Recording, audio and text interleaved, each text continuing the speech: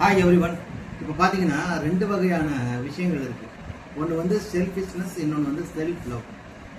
இது ரெண்டும் என்ன பேசிக்காக எப்படி சார் டிஃபர் ஆகுது அப்படின்னு நம்ம பார்த்தோம்னா, செல்ஃபிஷ்னஸ் வந்து நம்மக்கிட்ட எதுவுமே இல்லை, நம்மக்கிட்ட இருக்கிறது பற்றாக்குறையாக இருக்குது அப்படிங்கிற ஒரு மைண்ட் செட்டில் உருவாகிறது வந்து செல்ஃபிஷ்னஸ்.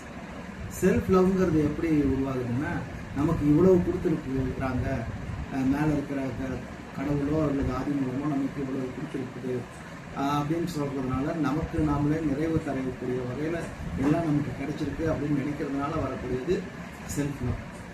இப்போ பார்த்தீங்கன்னா செல்ஃபிஷ்னஸ் எப்பயுமே வந்து எனக்கு என்ன வேணும்னு தேடிக்கிட்டே இருக்கும்.